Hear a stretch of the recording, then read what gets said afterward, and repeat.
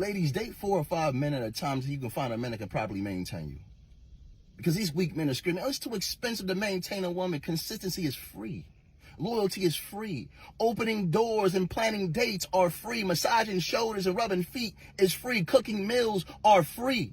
And ladies, real men aren't afraid of competition because they know when they step in, they setting the bar.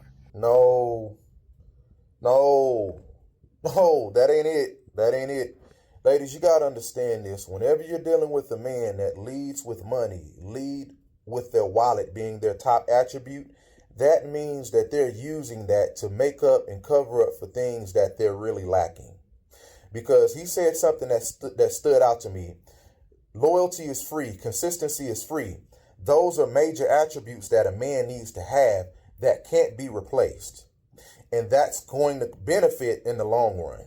So having money is not going to cover up for lacking loyalty, lacking consistency when a man is pursuing you in good faith. When a man has a lot of money and he's using that to cover up for attributes, you got to think about it.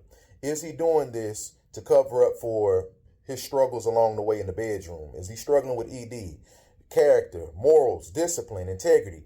What type of man is he when no one is around looking?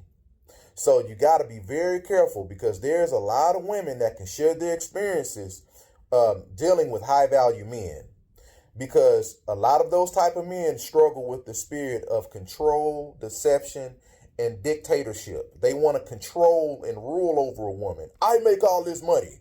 Do as I say. They lead like a drill sergeant. And there's a lot of women out here with those type of nightmare scenario stories that they've lived under.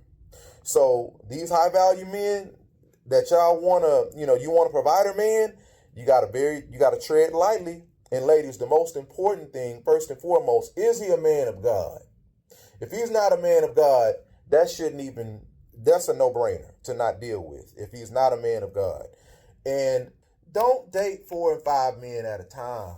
Don't do that. No, you got to monitor your spirit. You got to monitor your energy. And how can you monitor and maintain your energy, your spirit, when you're stretching yourself thin, dealing with all these men at one time, juggling 4 or 5 men? Because what you think you're going to do? Now you're going to step outside of your character, and are you going to zero in on that one guy that you want to focus in and cut all those other men off? No. Now you've developed a way of not having character because now you're outside of yourself. Who knows? You'll probably start compartmentalizing these men when you start dating 4 and 5 men at a time. This is the one I sleep with on the regular. This is the one that I'll get money from and trick off of from a regular. This is the one that'll come to the house and fix things. This is the one that'll do this. This is the one. So no, don't do that. You got to maintain and monitor your energy, ladies. And God has given you a superpower of wisdom a lot of times and intuition. So you have to use your God-given intuition.